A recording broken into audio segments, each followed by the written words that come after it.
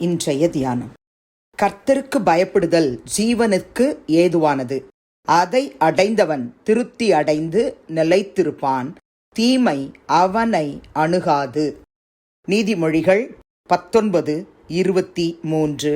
ஆண்டவரும் இரட்சகருமாகிய இயேசு கிறிஸ்துவின் நாமத்தினாலே இந்த கால வேளையில இன்றைய தியான நிகழ்ச்சியின் வாயிலாக உங்கள் ஒவ்வொருவரையும் சந்திப்பதில் நான் கிறிஸ்துவுக்குள் மிக்க மகிழ்ச்சி அடைகிறேன். பிரியமான சகோதர சகோதரிகளே, சாலமோனுடைய இந்த நீதிமொழிகள் புத்தகத்தை 31 அதிகாரம் அடங்கின இந்த புத்தகத்தை நம்ம அடிக்கடி வாசிப்போம் என்றால், உண்மையாகவே தேவனுக்கு பயப்படுதல், தேவ ஞானம், தேவனுடைய அறிவு, தேவனுடைய புத்தி, தேவனுடைய ஆலோசனை, தேவனுடைய தீர்க்க தரிசனம், இன்னும் அநேக காரியங்களை அவர் சொல்லிக் கொடுக்கிறதை கடைபிடிக்க கர்த்தருடைய ஆவியானவர் நம்மை நேர்வழியாய் நடத்துவார். இந்த வசனத்திலே சாலமோன் ஞானி எழுதுகிறான், கர்த்தருக்கு பயப்படுதல் ஜீவனுக்கு ஏதுவானது.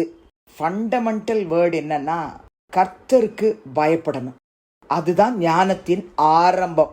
எனக்கு ஞானம் இல்லைன்னு சொல்றேன்னா, தேவனுக்கு பயப்படுகிற பயத்துல நான் இன்னும் என்னுடைய வாழ்க்கைய நான் செட்ரைட் பண்ணணும் அப்படின்னு அர்த்தம். கர்த்தருக்கு பயப்படுதல் ஜீவனுக்கு ஏதுவானது. ஜீவனோடு இருக்கிற என் அன்பு சகோதர சகோதரிகளே, கர்த்தருக்கு பயப்படுகிறோமா? ஒவ்வொரு நாளும் வீட்டில், வெளியில, ஆபீஸ்ல, ஸ்கூல்ல, காலேஜ்ல, டிராவல்ல, யாரும் பார்க்காத தனி அறையில, எல்லா இடங்களிலும், பொது இடங்களிலே, குடும்பத்திலே, உற்றார் உறவினர்கள் மத்தியிலே, சபையிலே, ஊழியர்கள் மத்தியிலே கர்த்தருக்கு பயப்படுகிற பயம் இன்றைக்கு காணப்படும் என்று சொன்னால், கர்த்தருடைய ஆவியானவர் சொல்லுகிறார், கர்த்தருக்கு பயப்படுதல் ஜீவனுக்கு ஏதுவானது. அப்போ அந்த கர்த்தருக்கு பயப்படுதல் என்பதை அடைந்தவன் தான் திருப்தி அடைய முடியும். கர்த்தருக்கு பயப்படுகிற நானும் நீங்களும் கர்த்தருக்குள்ள ஜீவனை பெற்றுக்கொண்டு, திருப்தியை பெற்றுக்கொண்டு அவரில் நிலைத்திருக்க முடியும். அவங்களுக்குத்தான் வசனம் சொல்லுகிறது, தீமை அவனை அணுகாது. கர்த்தருடைய பிள்ளைகளே, இன்றைக்கு துணிகரமாய் தேவனுக்கு பயப்படாதபடிக்கு பொய் பேசுறது, சாட்சியை கெடுக்கிறது, களவு செய்கிறது, 10 கற்பனைகளில் உள்ள எல்லா தவறுகளையும் செய்யறதெல்லாம் எங்கிருந்து வருதுன்னா, நமக்கு தேவனுக்கு பயப்படுகிற அந்த பயம் நமக்குள்ளிருந்து வெளியே போயிடும்னா, நம்ம கிட்ட இல்லைன்னு சொன்னா அந்த கற்பனைகளை கடைபிடிக்க முடியாது. கற்பனைகளை விட்டு வெளியே கொண்டு வந்துருவான் சத்துரு. அப்ப இன்றைக்கு நாம ஜெபிக்கணும், கர்த்தருக்கு பயப்படுகிற பயம். சர்ச்சுக்கு போற அந்த செகண்ட் மாத்திரமல்ல, அந்த நாள்ல அந்த 2.5 மணி நேரம் மாத்திரமல்ல, சபைக்குள்ள மாத்திரமல்ல, 24 hours. ஆண்டவரே, நான் வீட்டுல இருந்தாலும் வெளியில இருந்தாலும், ஆண்டவரே தனி அறையில இருந்தாலும், யாரும் பார்க்க முடியாத இடத்துல இருந்தாலும், கர்த்தாவே கர்த்தருக்கு பயப்படுகிற பயம் எனக்குள்ளே காணப்படட்டும் ஐயா அப்படின்னு தான் நம்ம ஜெபிக்கணும். பிரியமானே, அந்த பயம் நமக்கு இருக்குமானால் ஜீவன் நமக்கு உண்டு.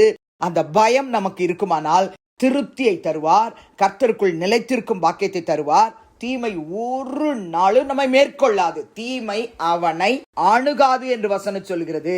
நீதிமொழிகளின் புத்தகம் 10 அதிகாரம் 27 வசனத்திலே சாலமோன் ஞானி எழுதுகிறான், கர்த்தருக்கு பயப்படுதல் ஆயுசு நாட்களை பெருக பண்ணும். பிரியமானவர்களே, கர்த்தருக்கு பயப்படுகிற பயத்தோடு ரட்சிக்கப்பட்ட ஆரம்பத்தில் நாம் கடைபிடித்ததான எல்லா ஒழுங்குகளும் ஒருவேளை நாள் பட, வருஷங்கள் ஆக, மாதங்கள் ஆக, அது நம்மை விட்டு கடந்து போகிற ஒரு சூழ்நிலைக்குள்ளே இன்றைக்கும் இந்த சத்தத்தை என்னோடு கேட்கிற யாரோ ஒருவரோ அல்லது கேட்கிற அநேகரோ பாதிக்கப்பட்ட நிலையில் இருப்போமானால், இன்றைக்கு கர்த்தர் சொல்றார், கர்த்தருக்கு பயப்படுதலுக்குள்ளாய் வந்துரு. கர்த்தருக்கு பயப்படுகிற பயம் உனக்குள்ளே இருக்கட்டும். அந்த பயம் உனக்குள்ள இருந்தா ஆயுசு நாட்களை நான் பெருக பண்ணுவேன். துன்மார்க்கருடைய வருஷங்களோ குறுகிப்போம். கர்த்தாவே, எங்களுக்குள் உமக்கு பயப்படுகிற பயத்தை தாருன்னு இன்னைக்கு நாம ஜெபிக்க போகிறோம். நீதிமொழிகள் 14 அதிகாரம் 26, 27 2 வசனத்திலும் சாலமோன் எழுதுகிறான், கர்த்தருக்கு பயப்படுகிறவனுக்கு திட நம்பிக்கை உண்டு, அவன் பிள்ளைகளுக்கும் அடைக்கலம் கிடைக்கும்.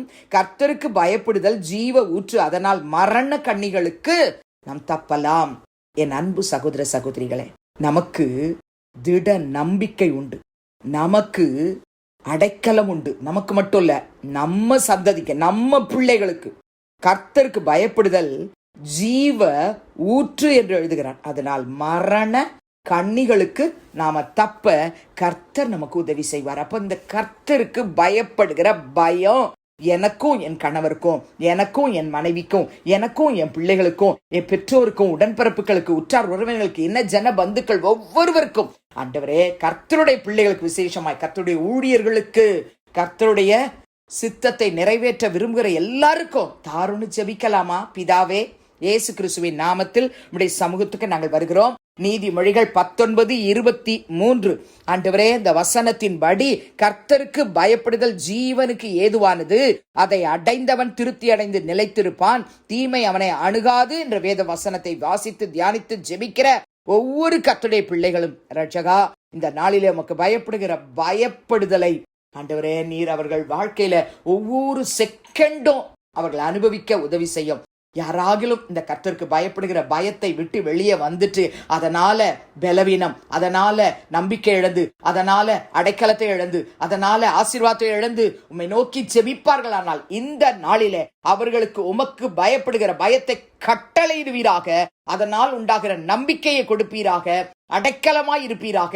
அவர்களும் அவருடைய சந்ததியும் அவருடைய குடும்பமும் கர்த்தருக்குள் ஸ்திரமாய் இருக்க, ஆண்டவரே உமக்குள் திருப்தி அடைய, கர்த்தாவே உமக்குள் நிலைத்திருக்க, தீமை அணுகி வந்தாலும் ஆண்டவரே அது ஒரு நாளும் அவர்களை மேற்கொள்ளாதபடிக்கு கர்த்தருக்குள் பயந்து வாழ கிருபை தாரும்.